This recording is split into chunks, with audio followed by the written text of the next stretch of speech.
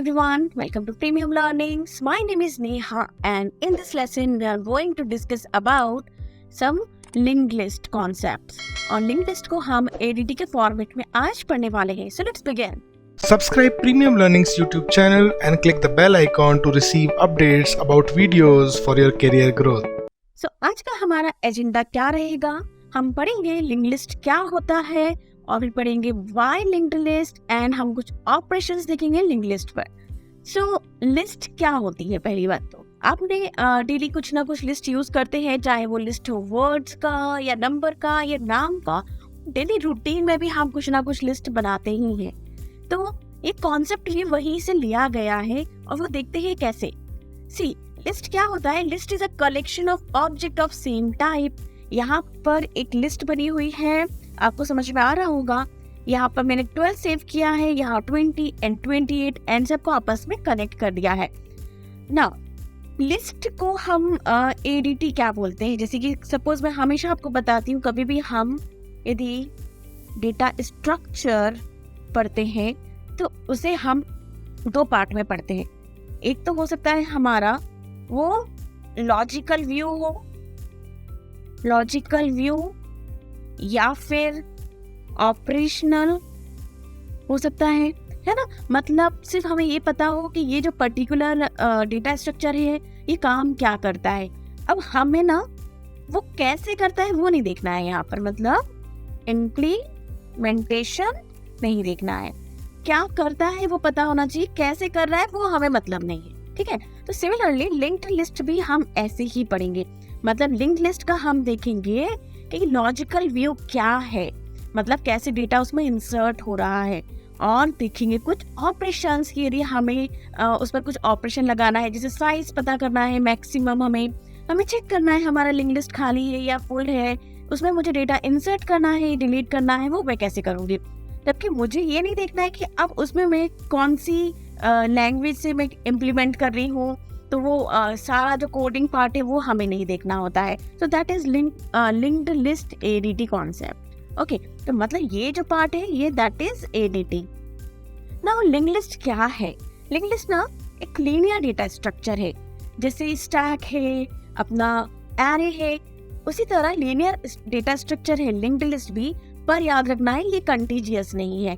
मतलब इसमें जो डेटा है जरूरी नहीं है कि कंटीजियस ही सेव हो, मतलब 1 के बाद 2 ही आए और 2 के बाद 3 आए और 3 के बाद 4 आए, ऐसा नहीं है. इसमें linked list linear data structure तो है, पर कंटीजियस हो या ना हो ये अलग बात है. ठीक है. ये पॉइंटर का यूज करता है, मतलब एक डेटा से मुझे दूसरे डेटा को कनेक्ट करने के लिए मैं एक पॉइंटर का यूज करती हूँ. Each node store data and address of the next node. हर एक नोड क्या करता है? एक पार्ट डेटा का स्टोर करता है और एक पार्ट एड्रेस का करता है, हर एक नोड. हाँ, तो ये सारी चीजें थी लिंक्ड लिस्ट के बारे में. नाउ हम देखते हैं कि लिंक्ड लिस्ट एक्चुअली में क्या है और कैसा उसका नोड फॉर्मेशन होता है. नाउ ये नोड फॉर्मेशन है. मैंने आपको बताया कि कंप्यूटर की जो मेमोरी होती है, रैम मेमोरी, सपोज ये मेमोरी है, कंप्यूटर की मेमोरी है. अब मुझे इसमें डेटा स्टोर करना है, तो बताया मैंने कंटीजियस हो या ना हो चलेगा मुझे. तो क्या होगा, यहाँ पर जैसे कंटीजियस नहीं है और मैं चाहती हूँ कि डेटा तो इसी फॉर्मेट में हो कि मतलब 2 के बाद 3 हो और 3 के बाद 4 कनेक्ट हो, या आपस में कनेक्टेड रहे. चाहे बीच में कुछ और भी एलिमेंट हो तब भी 2-3 से ही कनेक्टेड रहना चाहिए. सपोज ये मेरे पास कुछ डेटा मैंने ले लिया मेमोरी के अंदर, रैम मेमोरी के अंदर किसी भी एड्रेस पे, सपोज 200 है, ये 212 है और ये 220 है, कुछ भी एड्रेस पे ले लिया. हाँ ना, ये जो नोड है, जो पर्टिकुलर स्पेस मेमोरी के अंदर स्पेस इसने ऑक्यूपाई किया है, वो कैसे करेगा. सपोज एक नोड क्रिएट करेंगे हम लिंक्ड लिस्ट में और यहाँ 2 लिखा है, तो यहाँ पर क्या होगा, एड्रेस होगा. मैंने आपको बताया यहाँ लिंक सेव हो जाती है और यहाँ डेटा सेव होता है, यहाँ डेटा और यहाँ पर लिंक सेव हो जाती है. तो यहाँ पर ना 212 सेव हो जाएगा. मतलब 2 के बाद मैं क्या चाहती हूँ, कौन सा एलिमेंट एक्सेस हो जाए, थर्ड वाला. देखो यहाँ पर थर्ड वाला, तो मैंने यहाँ पर 212 लिया. और सपोज आपकी रिक्वायरमेंट होती है कि 2 के बाद आपको 4 सेव करना है, तो आपको सिंपली 4 का एड्रेस यहाँ डालना होता, तो वो ऑटोमेटिकली ना एक लिंक फॉर्म करता और यहाँ से कनेक्टेड हो जाता. Are you getting my point? पर यहाँ पर क्या है कि स्पेस में क्या होता है कि यहाँ पर तो 4 बाइट स्पेस ऑक्यूपाई करेगा ये, बिकॉज जो मेरा इंटीजर है हमेशा 4 बाइट का डेटा कंटेन करता है। इंटीजर कैरेक्टर होता तो कम करता, फ्लॉट होगा तो और ज्यादा करेगा, डिपेंड कि हमारा डेटा क्या है। और पता है एड्रेस भी 4 बाइट डेटा कंटेन करता है। तो क्या प्रॉब्लम हो गया कि यहाँ पर ना डेटा 8 बाइट का लगता है। जो मेरा लिंक्ड लिस्ट है यहाँ पर मेरा एक नोट सेव करने के लिए मुझे 8 बाइट का डेटा कंटेन करना पड़ेगा। एड्रेस भी होगा यहाँ पर और डेटा भी स्टोर होगा। सी यहाँ मैंने लिखा भी है। ओके नाउ जब हम सी प्रोग्रामिंग करते हैं तो इसके लिए कोडिंग कैसे हम लिखेंगे, स्ट्रक्ट नोड। हमने एक स्ट्रक्चर बनाया नोड के लिए, ठीक है। नोड क्रिएट हुआ, मतलब एक स्पेस मेमोरी में गया। अब वो कितना स्पेस आएगा, यदि मेरा इंटीजर डेटा है तो 4 बाइट का डेटा हो जाएगा। और एक नोड मैंने ये जो स्ट्रक्ट नोड बनाया उसमें एक पॉइंटर बना दिया नेक्स्ट। ये जो है एस्ट्रिक का फॉर्म, एस्ट्रिक का जो ऑपरेशन है इसको हम पॉइंटर बोलते हैं। That means it contains address. Okay अब ये एड्रेस के लिए मैंने ये बनाया है तो ये भी 4 बाइट का डेटा कंटेन करेगा। नाउ लिंक्ड लिस्ट कैसे काम करती है वो देखते हैं। सपोज मेरे पास कुछ 4 नंबर हैं 10, 20, 30, 40, तो वो मेमोरी में जाकर कुछ इस तरीके से सेव हो गए। ओके नाउ ये लिंक कैसे फॉर्म हुआ ये मैं आपको बताती हूँ। नाउ ये सेव तो हो गया, पर ये कैसे सेव होगा, कुछ इस तरीके से सेव होगा। यहाँ पर डेटा और यहाँ पर एड्रेस। एड्रेस किसका, ये सेकेंड वाला जो एलिमेंट है इसका, मतलब 220। ये एक नोड क्रिएट हो गया। मैंने आपको भी बताया नोड कैसे होता है, ये नोड हो गया एक। सिमिलरली यहाँ पर भी एक नोड क्रिएट हो जाएगा। यहाँ पर 30 का एड्रेस आ जाएगा 232। नाउ फिर से एक नोड क्रिएट हो जाएगा यहाँ पर 240 आ जाएगा। तो मतलब ये आपस में कैसे जुड़ चुके हैं, आप इस तरीके से जुड़ गए हैं। यहाँ पर एक कॉन्सेप्ट और समझना चाहिए हमें, हेड का कॉन्सेप्ट। यहाँ पर ये हेड नोड होता है।